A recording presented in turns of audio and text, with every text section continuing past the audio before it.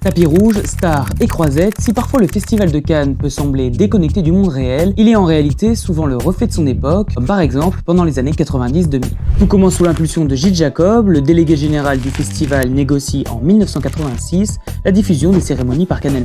La chaîne de télévision privée va changer la face du festival cannois avec de nouveaux financements et moyens techniques et de nouvelles émissions de télé. Canal+ a apporté des moyens gigantesques, notamment des grues pour filmer la montée des marches, des grues à l'intérieur de la salle, des interviews à n'en plus finir. Donc ça a été très positif pour la notoriété du festival dans le monde. Un développement économique qui s'accompagne d'à côté, notamment avec des soirées de plus en plus folles. C'était une époque où il y avait beaucoup d'argent. C'était the place to be, quoi. Pour les 200 ou 300 personnes de l'équipe Canal, ils étaient les rois du monde là-bas. Cannes, c'est des fêtes aussi autour de grands films. Je me souviens par exemple de la fête de Moulin Rouge en 2000, qui était prodigieuse, quoi. Un faste qui fait briller le festival de Cannes, mais qui en coulisses agace le monde du cinéma. Ils trouvaient que c'était trop envahissant.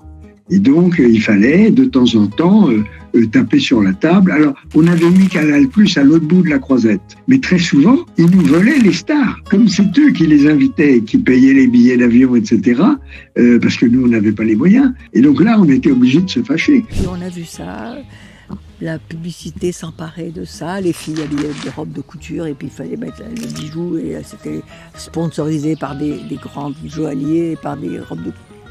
C'est pas le sujet de Cannes, c'est pas le sujet du cinéma. Une période d'opulence et de luxe qui en réalité ne dénote pas tant avec le reste de la société. Dans les années 80, il y a une espèce d'effondrement de la pensée de gauche et de triomphe du libéralisme. Il y a un effacement du politique et du social. Et ça se reflète aussi dans les pratiques au Festival de Cannes, où ça devient de plus en plus non seulement mondain, mais narcissique. C'est pas que la faute du festival, c'est une évolution du monde. Et lui, c'est un miroir grossissant de tous les tares du monde. Ces années Canal prendront un coup d'arrêt avec la crise économique de 2008, un changement confirmé par le nouveau partenariat avec France Télévisions, signé en 2021. C'est des gens très sérieux, très passionnés, mais après les moyens sont pas les mêmes et on se concentre sur l'essentiel, c'est-à-dire faire des beaux films. Mais tous les à côté, les lancements de films, les premières, et voilà, c'est différent, il y a moins de moyens. Moins de moyens peut-être, mais avec le retour du cinéma au premier plan, avec la volonté de replacer la sélection au cœur du Festival de Cannes.